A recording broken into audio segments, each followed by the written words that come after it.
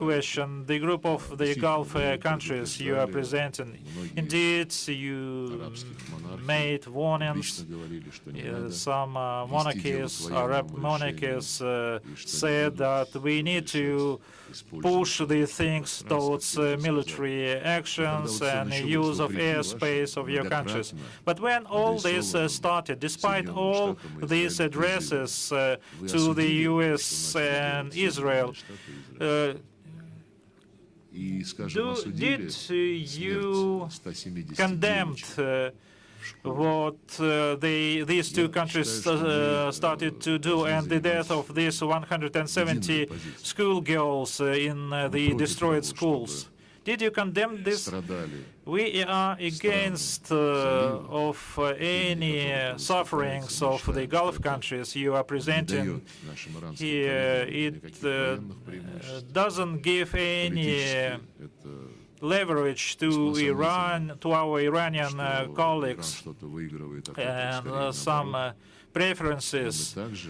But we, at the same time, we cannot accept the logics according to which the Iranian actions are not acceptable. But what Israel is doing is beyond any accusations. It's on the surface. We advocate the stoppage of any aggression, and we would be sincerely grateful to the Gulf States Council and all other countries present here around this table if you join your voices to this. But because the root causes of this, of course, we can say that Iran was responding not the way everyone was expecting it to do. But if a country goes under aggressions, quite malicious aggressions, they intended to continue talks. I talked to Minister of Foreign Affairs of Oman, Mr. Budaidi. He was shocked when everything started immediately. At the point when they started to find some solutions. Of course, we are in solidarity with all Gulf countries suffering from what from the events, and we continue to advocate, to be united against what is going on there. Claiming just Iran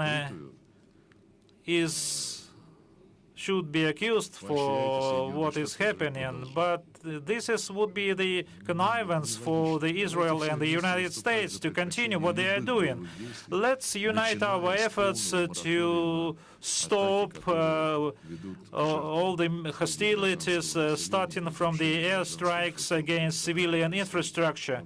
What is happening in many Arabian countries, and we see how the global economy is losing for a certain period of time one of the major engine of its development, like the oil refineries are destroyed. Everything is not good, but I heard, by the way, your countries, probably Bahrain, are thinking about proposing a UN resolution to condemn the Iranian aggression without saying a word about Israeli and US actions. I believe that would drive another wedge in this organization. US, of course, would support this idea because it goes in line with their logics. They would like to finish up this regime, which they claim legitimate. Last year, in the Security Council, U.S. motioned a resolution on Ukraine, claiming to stop immediately this conflict. That was the essence of this resolution. Let's adopt the same resolution in the Security Council. That would be quite frank. Yemen, please. would like to thank the MGIMO and the Diplomatic Institute for the excellent organization of this important meeting, and thanks to Honorable Minister Lavrov for the information important which we got today. Honorable Minister, you stressed the challenges of the escalation in the Gulf region going on now, and thanks to your solidarity words and condolence, because victims were in many of our Arab countries on the Gulf also, and we appreciate such sympathy with the victims. Honorable Minister, you have also referred to the Russian concept on the Gulf security, which was an initiative for several years ago, and recently also in the last few years it was developed further in a very comprehensive way of not only related to military buildup in the Gulf, but also energy security and other levels of security. I would appreciate your, Honorable Minister, if you can highlight more on this, and how much there is possibility to come back to such concept to develop further on any peace efforts. Thank you very much. Thank you. You were absolutely right in saying that this initiative has been discussed for many years. It was a second-track discussion, and we hope that it would help to prepare for intergovernmental contacts. But before experts were working on that, we have organized several events, including the recent event that was organized by our institutions. Since there is a real interest for this initiative and the interest is growing, I will ask my colleagues to circulate the relevant materials that provide all the information about the initiative and additional materials that will show the feedback of participants of scientific conferences to the initiative. You know, I wouldn't like to mention the Organization for Security and Cooperation in Europe, because saying OSCE is like using a derogatory root term in political scientist communities. But before that, the process was similar to the Helsinki process. We planned to gather and to discuss our issues and problems and risks to our security. And then we will start with agreements on transparency in military activities, agreements on transparency and probably limitation of military exercises organized by countries of the Gulf, military visits, projects in economic and trade areas. We will provide more details, we will share materials with you, but unfortunately we are far from implementing this concept. Our American colleagues, and Israel in particular, claim that the Iranian regime is illegitimate. These statements are contrary to the opinion of all member states of the United Nations. The government of the Islamic Republic of Iran is a full-fledged member of the United Nations, and all its rights should be respected, including the right how to organize their life so that decisions wouldn't be imposed from outside on the Iranian people. Some Americans are saying that, well, we have killed 50 people in their leadership, so they are saying that there is no one in Iran who can take power and lead the country. So it's up to the Iranian people to decide. Well, no comments, to be sure, to be honest, because they are trying to make a choice for the Iranian people. I hope that the bloodshed will be ended, and I hope that the bloodshed won't result in the preservation of the approach where the Iranian system of government has no right to exist. They have no right to decide it for Iran. There is a small chance that the bloodshed will end with the realization that such reckless schemes are pointless in the future. We hope that they will realize that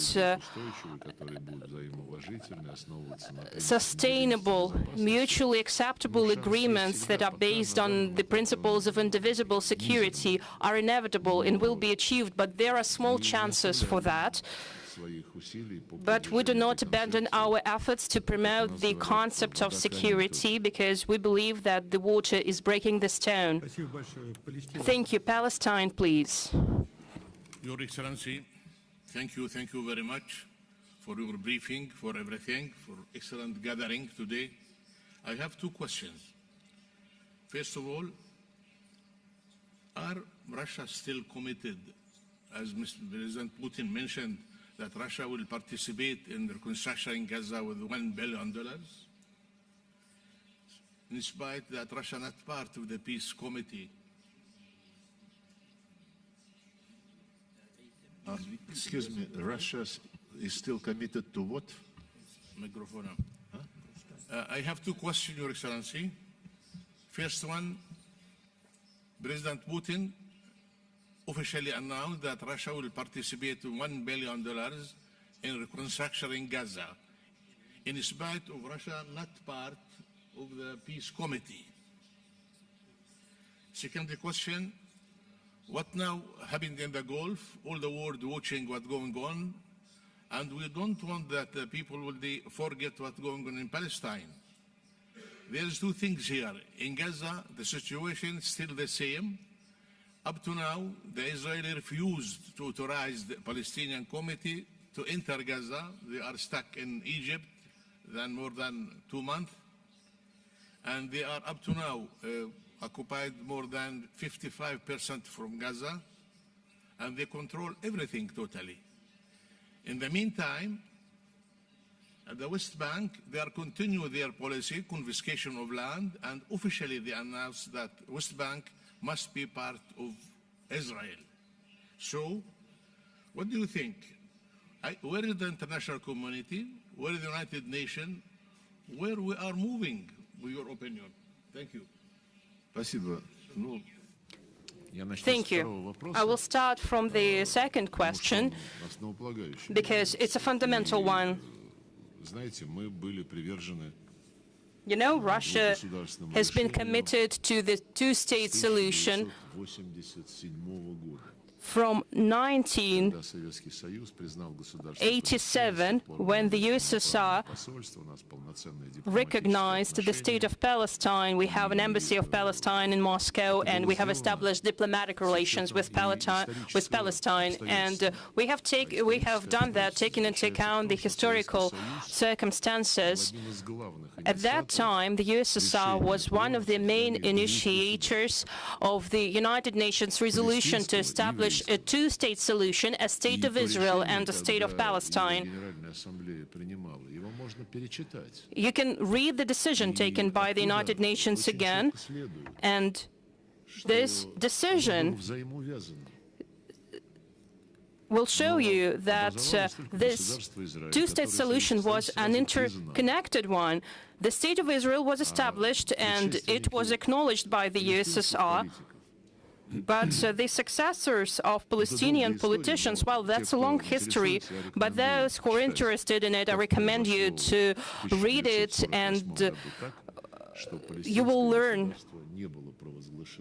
why in 1948 the State of Palestine wasn't declared, because you will find the reasons when you will read about the Palestinian politicians.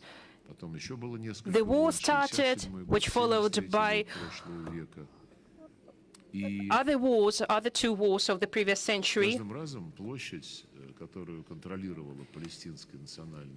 And with every war, the area under the control of the Palestinian Authority has been diminishing. However, the official position of almost all countries present here is that we all support the establishment of the State of Palestine within the borders of 1967, with the East Jerusalem as its capital and with the return of refugees. You were absolutely right when you mentioned that, but again, if we follow your words and if we look at the map of Gaza and the map of the West Bank, well, it would be difficult to imagine how a State of Palestine could be established on the territory that is still not being taken by Israel. Plan developed by President Trump was made only for Gaza, and it was openly stated that this plan was approved by the United Nations Security Council last autumn.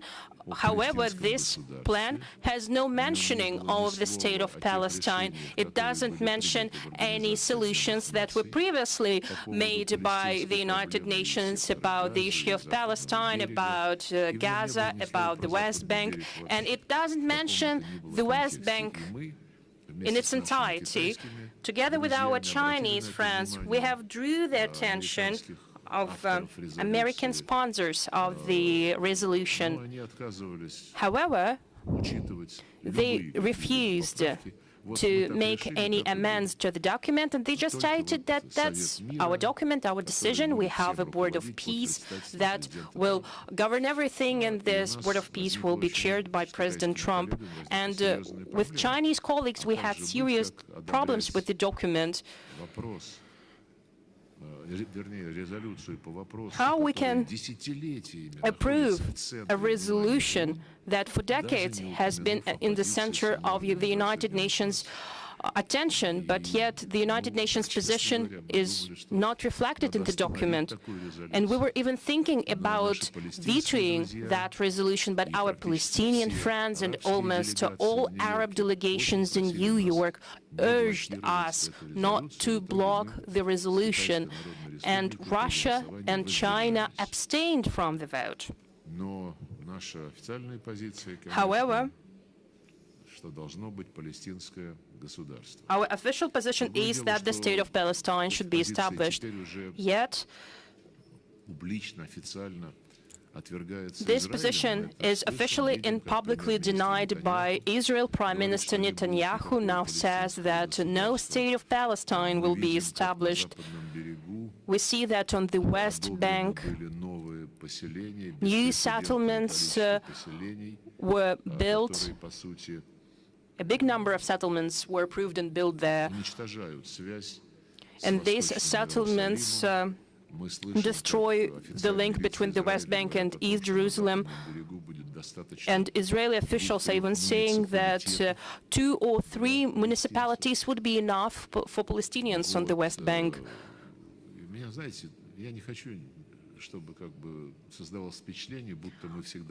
I don't want to look like as if Russia is always right and other countries are doing mistakes, but we, as Russia, we recognize the State of Palestine in 1987, and let me assure you, if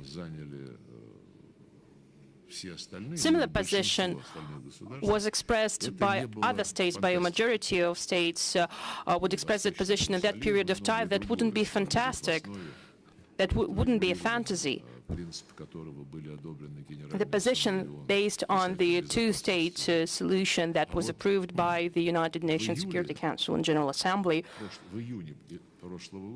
But in June 2025, I heard President Macron saying that we have concerns over the situation in Gaza, and in 3 months, France will recognize Palestine at the session of the United Nations General Assembly. Why for so many decades France hasn't recognized the state of Palestine? But since you decided to recognize Palestine in June, why to wait 3 months? Well, they hoped that nothing would remain from Palestine in September. Other Western countries have taken the same approach. We have supported the plan of Donald Trump because it envisaged the end of violence by both parties, and it was accepted by both parties. Taking into account the number of civilian casualties, it has reduced, but it hasn't reached zero, because violence continues and there are violations of the ceasefire and the violations of principles on which Israel pledged to withdraw from Gaza. And they're doing the same with Lebanon. They have had agreements with Lebanon in the south of the country, but they have broken their promise now. They're saying that Hamas should be destroyed in all its forms, which differs from the principles set out in the plan of Donald Trump, which envisages the disarmament of Hamas. We see that many steps are taken, and these steps justify actions that are not consistent with the plan of Donald Trump. We want to return Gaza to Palestinians. We want to rebuild Gaza. And $1 billion that Vladimir Putin declared to provide out of frozen assets. We have notified Americans about our intention, and this money, $1 billion will be sent to rebuild housing, civilian infrastructure, and this money will be used to address all the issues that will allow Palestinians to return to Gaza. As for other goals, we haven't asked to use our money for these goals, but after President Putin has declared his intention, we have sent a note to the United States about it, but we haven't received any response from them yet. They are not talking about Riviera in the Middle East that they wanted to create, but there are talks about rebuilding Gaza, but now they are talking about creating a resort in Gaza. But I think that would be disrespectful towards Palestinians, because they are trying to provide housing from them in many parts of the world, like in Indonesia, in South Sudan, but Palestinians have a right to live on their own land. Other countries pledged billions of dollars at the recent meeting. Some countries pledged $10 billion, other countries pledged $15 to rebuild Gaza. To rebuild Gaza in such a way that the right for Palestinians to return to their homeland will be guaranteed. As for Palestinian refugees, no one is talking about their right to return to Palestine. But if we are talking about depriving of Palestinian citizens of their right to return to their homeland, that will be a shame for the United States and other structures that are being established in parallel to the United Nations to address the situation in Gaza and Palestine. Thank you. League of Arab States has a question.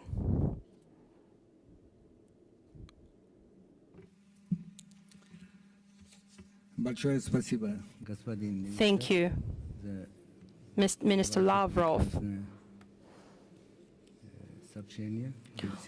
for your detailed briefing. The first question,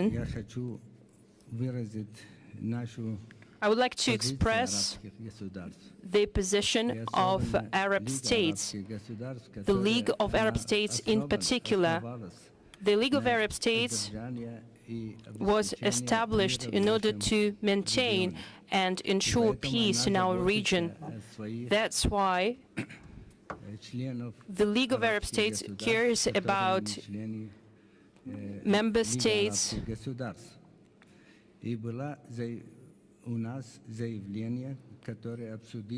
The League of Arab States has issued a statement that condemns actions of Iran against Arab states because it's a very troubling question for us. For our turn, we call for all the states, including the Russian Federation, to stop this mad war not only against Arab states and Iran specifically. It is a threat to the global security, and we should prevent it from turning into the Third World War. And we rely on you as a reliable friend for all Arab states. And you as a UN Security Council permanent member, you maintain good relations with Iran, United States and other countries. That is why we call on you to make every possible efforts, probably together with Oman, who has played a positive role in that, in order to return this question to the negotiation table. The second question of mine deals with the talks with Ukraine. I haven't heard a lot about these talks with Ukraine, but still I'm eager to listen to your assessments of recent talks with Ukraine, and I mean tripartite talks together with the United States, with the US participation, and at the same time in mass media, in newspapers and internet, there is some information about dirty nuclear bomb. Does it have any impact on these talks with Ukraine? Thank you very much. Thank you. Regarding your first question, I just can repeat what I've just said, answering the question of the distinguished ambassador of Bahrain. You asking us to exert some pressure on Iran to stop these hostilities. My answer is that, of course, we are eager to put an end to that.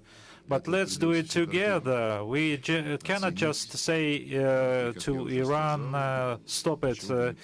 We probably need to think about adopting a UN Security Council resolution or in General Assembly calling for immediate stop to these conflicts, and probably we could mention in this resolution as a priority first step to stop actions which are detrimental to the civil infrastructure and civilians.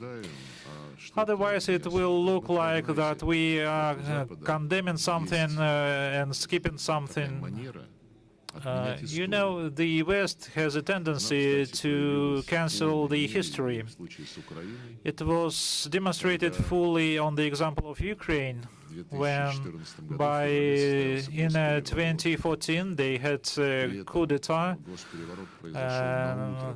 just on this next morning after France, Germany and Poland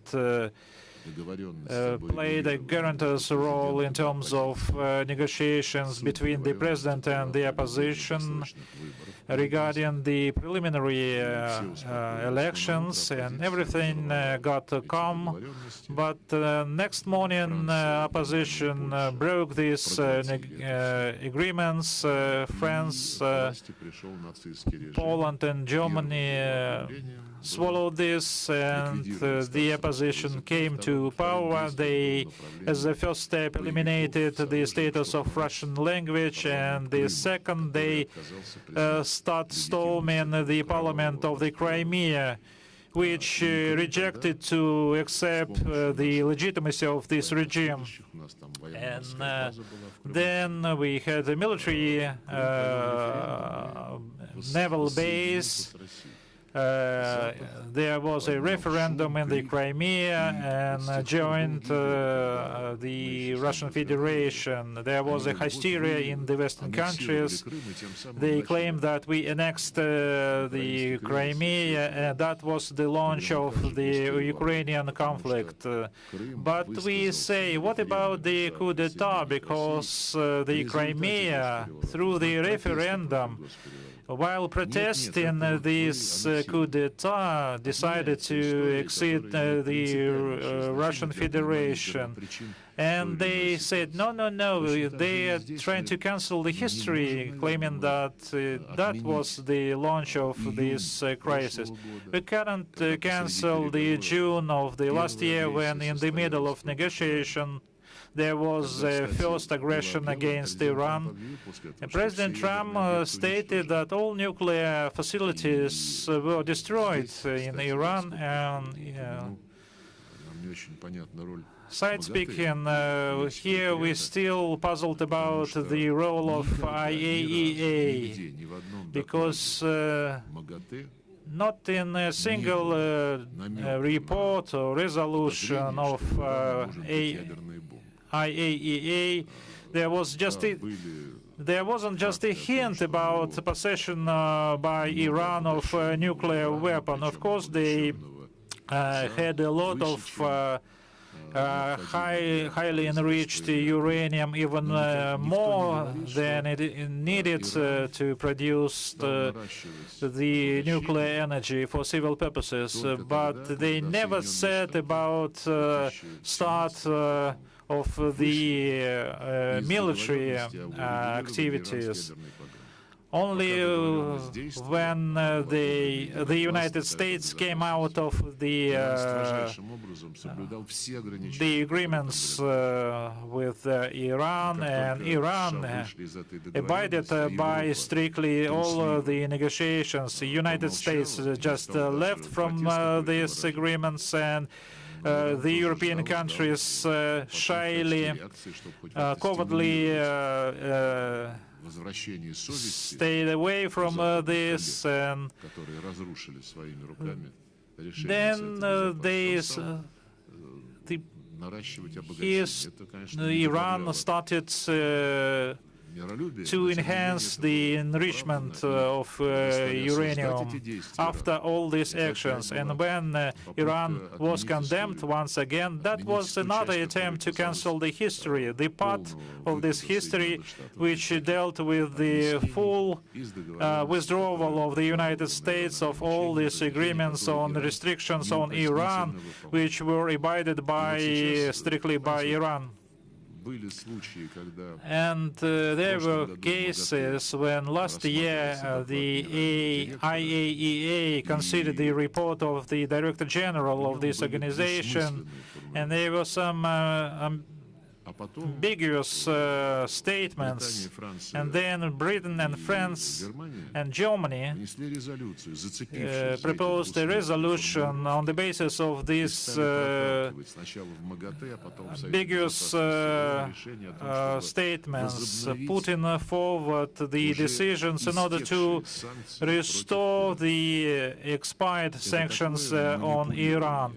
That was a clear-cut manipulation of the principles of international law, skipping all the rules of international law, and a clear justification of their own actions, and to punish Iran without any reason. But knowing Europeans, it's not a surprise, but each time they create additional reasons to be shocked. And now Mr. Grossi being asked about the IAEA positions, he said that my previous reports indicated that unless Iran assists the IAEA in terms of guarantees, our organization cannot state that it is of civil nature.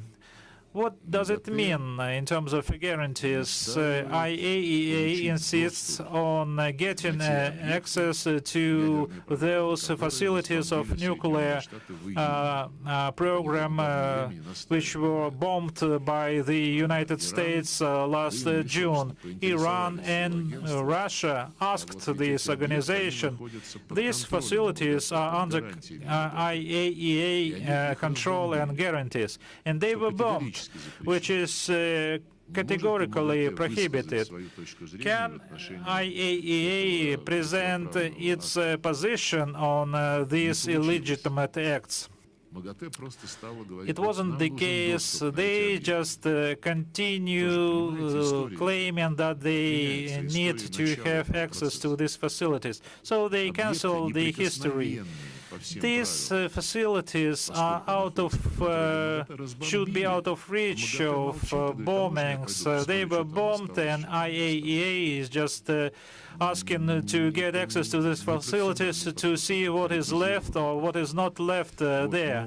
It's not a solid-based project. And they try to cancel the history once again, presenting another reports. And this aggression, which we are observing now, is of the same thing.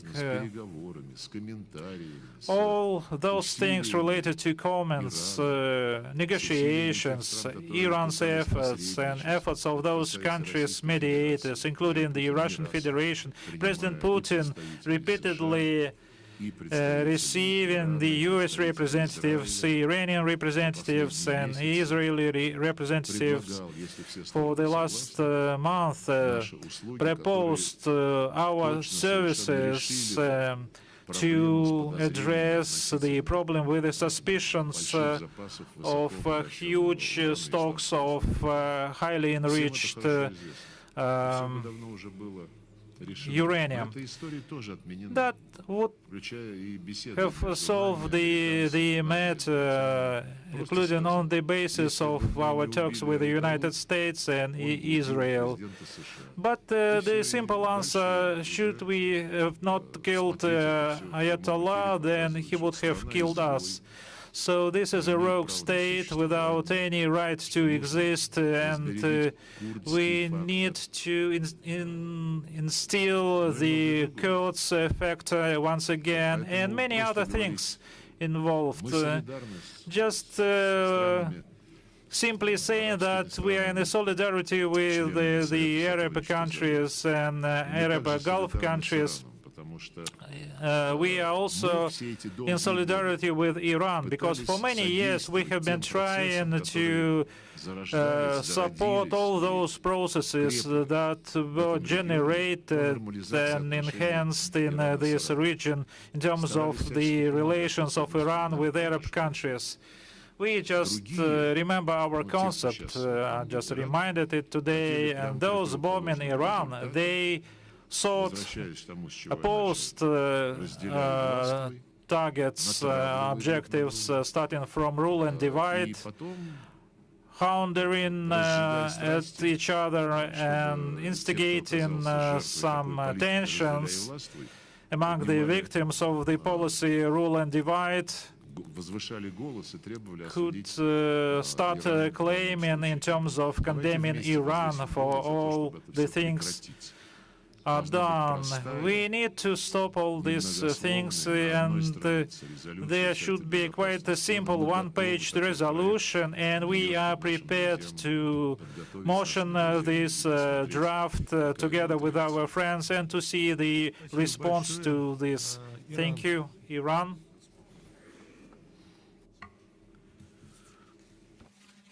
In the name of God, Excellency, Mr. Lavrov, dear colleagues, good day to you. Thank you very much for giving me this opportunity to raise some points. As you know, these days, my country is involved in a real war. The war that we did not begin it, but it was imposed on us. In fact, they attacked us in the middle of negotiations. The attack by the United States and the Israeli regime on February 28, 2026 against defensive facilities and civilian locations in various Iranian cities is a clear violation of Article 2 of the United Nations Charter and constitutes an act of obvious armed aggression against the Islamic Republic of Iran.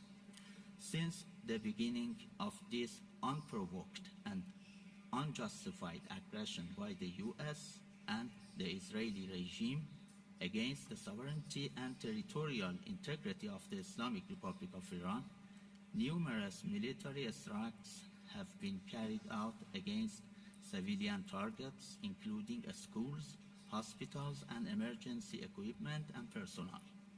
These attacks have resulted in the martyrdom of many innocent civilians, including women and children, and the injury of many more. In response to this act of aggression by the United States and the Israeli regime, which is considered a gross violation of national sovereignty and territorial integrity, the Islamic Republic of Iran is exercising its inherent and legitimate right to self-defense as enshrined in Article 51 of the UN Charter. The armed forces of the Islamic Republic of Iran will utilize all necessary defensive capabilities and means to confront this criminal aggression and deter hostile actions. Regarding the statements of our friends from Arab countries, I would like to emphasize that the Arab states of the Persian Gulf are our neighbors and Muslim brothers. Iran's actions in the region are against the US military bases, where are used to attack us. Iran holds no hostility toward the Persian Gulf countries and is determined to continue relations based on good neighborliness with them. Iran's defensive response to US military bases in certain Persian Gulf countries should not be perceived as an attack on those nations. Rather, it is considered our legitimate response to the origin of the aggression. At the end, I would like to appreciate the Russian Foreign Ministry for its stance in condemning these attacks. Many independent states around the world, like Russia, have condemned these illegal and illegitimate attacks because they had no legal reason to launch a military attack on my country. Thanks for your attention.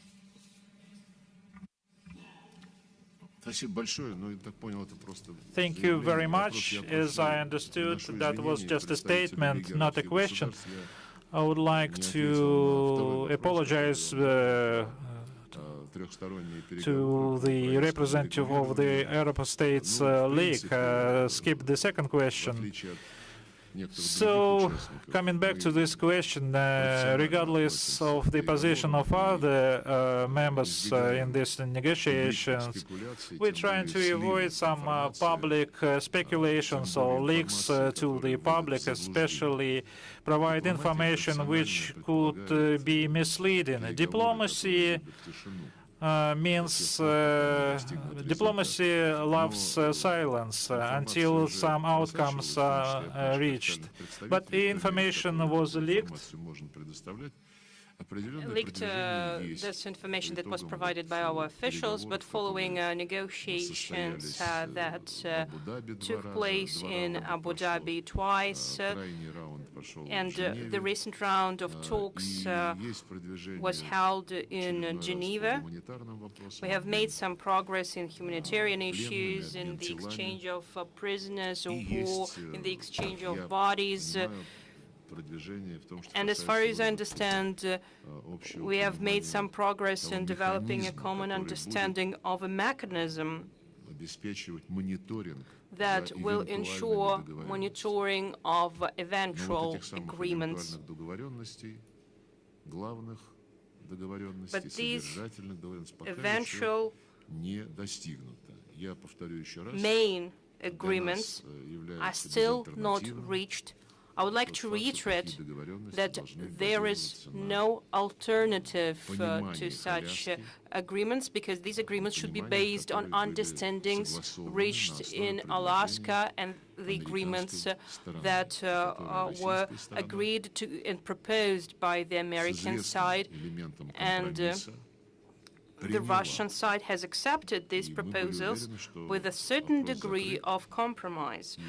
We thought that the issue is, the matter is closed, and we thought that the Donald Trump's initiative will be implemented, but European sponsors of Ukraine, together with the Zelensky's regime, have done everything to undermine the understanding reached in Alaska.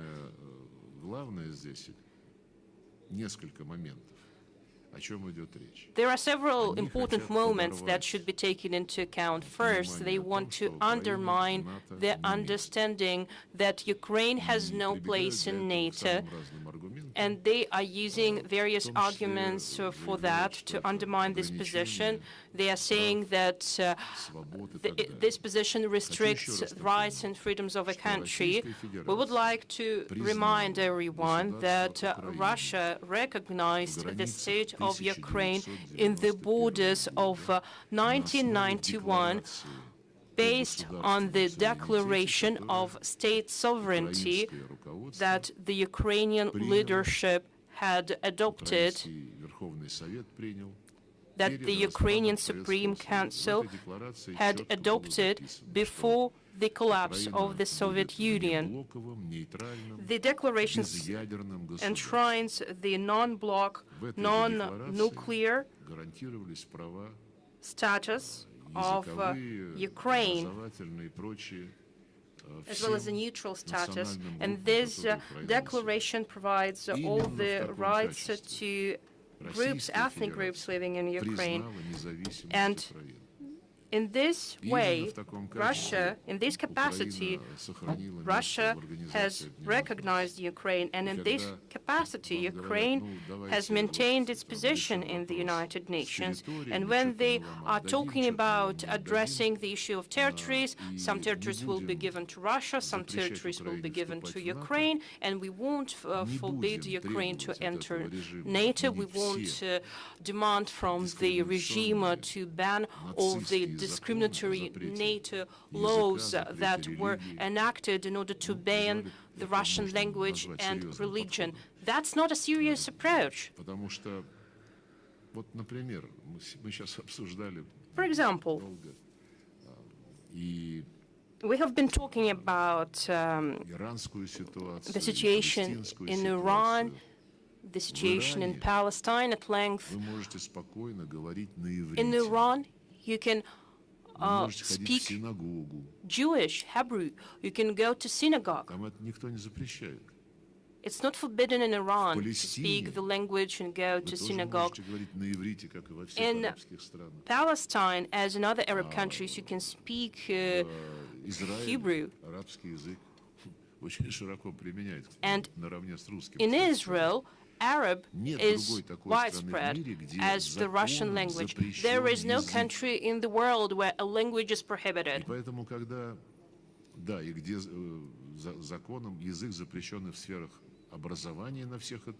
There is, I would like to say, by the way, that Ukraine has banned the use of the Russian language in culture and education. They also has banned the canonical Ukrainian Orthodox Church. Well, they're saying right now, don't worry about them, just make a compromise on the issue of territories. What compromise can we talk about? Because that's not the question of lands. This is the question of people living on these territories who voted against being with the Kiev regime and who voted in favor of being with Russia. And they're saying, well, we have closed all the questions. There is a question of territories are resolved, and Zelensky has even stated that security guarantees have been agreed. These security guarantees are supported both by Europeans and the United States. We are asking the American side, is it so? Is it the case? We haven't still received their feedback, but the security guarantees given to the Zelensky's regime include that Ukraine in the borders that will remain for the Nazi regime, security will be ensured for the Kiev regime. These security guarantees also include that Ukraine will join the EU, that is taking hostile action against Russia, even more hostile than NATO. These agreements also include the deployment of a military contingent that will be deployed in Ukraine, in addition to British and French structures that had been deployed in Ukraine for a long period of time, and ensure the military training of Ukrainians. Mark Rutte, Ursula von der Leyen, Emmanuel Macron are making different statements, and probably they will put Ukraine under the recent umbrella, nuclear umbrella, not Cherbourg umbrellas, but Macron umbrellas that want to extend over the entire Europe.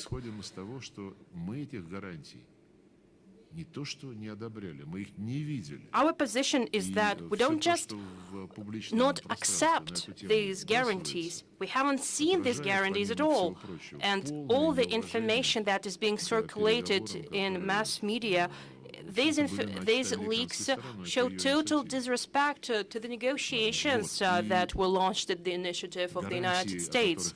And the guarantees that I mentioned, well, you can make your own conclusions here. These guarantees are not aimed at ensuring equal and indivisible security in this part of the world, in Europe, but these guarantees aim to continue preparing Ukraine for war, to pump it with weapons, to provide more funds to Ukraine, and to deploy more troops to Ukraine, and they pursue a single goal to inflict a strategic defeat on Russia. That's totally different, 180 degrees different from what we agreed in Istanbul 3 years ago and 4 years ago, in March and April 2022, at the proposal of Ukraine itself, and security guarantees at that time included collective participation of all members of the United Nations Security Council, including Russia and China, that these guarantees will be ensured on the basis of consensus. That's total withdrawal from the principles we agreed at that negotiations in 2022. So we are just asking questions to our American colleagues, and we hope that the principles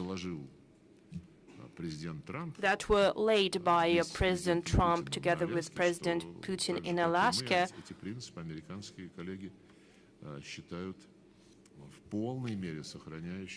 will be respected by both Russia and the United States and will be viewed by both parties as important. We are ready to negotiations, but I would like to repeat that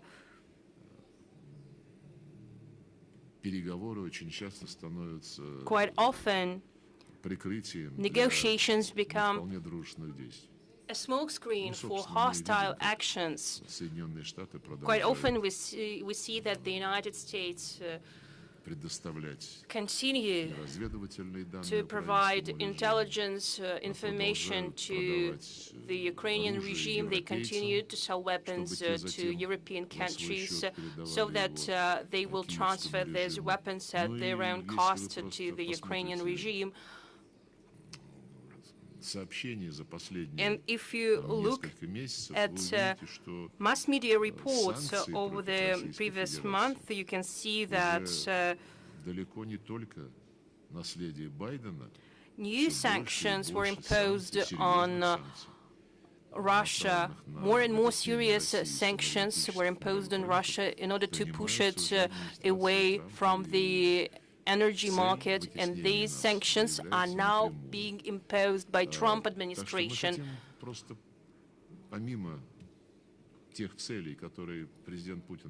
Apart from the goals that are being pursued by the special military operation goals that we are pursuing at the negotiations, we want to have a sincere conversation with the members of the United Nations Security Council, in particular with 5 permanent members. We want to understand what world we are living today when a major power states that only that that international law is not applicable anymore, and only the morale of the great power exists today. And we're not even talking about rules-based world order. We are talking about unilateral decisions that are being taken by certain countries. I think that U.S. allies in NATO would like to have such a discussion, but that's a much wider question that is applicable not only to the golden billion and their destiny. There are other parts of the world that are called as jungles by representatives of the golden billion. And representatives of these countries are well represented here, by the way, that have been called jungles by some representatives. I think that these questions should be discussed at the conferences of political scientists, and these questions could be discussed by the United Nations Security Council. Probably they should initiate some discussions on that. But still, the United Nations is making statements that are not consistent. United Nations just respond to some manifestations of chaos that we are witnessing today. In conclusion, I express hope. I do hope that all the countries, all governments, and even those countries and governments that are not represented here today, including Western ones, are still interested in understanding what world we are living today, what world we are starting to live in today, and how interests of each and every state are going to be implemented, including, I emphasize, the implementation of special responsibility that nuclear powers have in this situation. We hope that the war against Iran wouldn't undermine fundamentals of principles of nuclear non-proliferation. Some experts are already stating that by perceiving a goal to deprive Iran of nuclear weapons, the West, the United States, can incite a nuclear arms race. There are more and more examples showing that if you don't have nuclear weapons, then they can do with your country whatever they want. We remember the recent examples, what they did with Muammar Gaddafi in Libya. Muammar Gaddafi refused to develop nuclear weapons. I wouldn't like to end our meeting on pessimistic notes. I underscore it is time to have a sincere conversation so that we wouldn't learn in the morning that instead of talks, another war started. But everyone yet heard that negotiations would be continued, so that we would leave without surprises that lead to serious consequences for aggressors and for those who are being attacked, but for everyone else and for the world economy in general. Thank you very much. I think we will continue our work and will continue our meetings. And I think that we have understood today that we can talk not only about Ukraine, but other topics that are of concern for our friends. Thank you, Mr. Lavrov. Thank you, ladies and gentlemen. See you next time.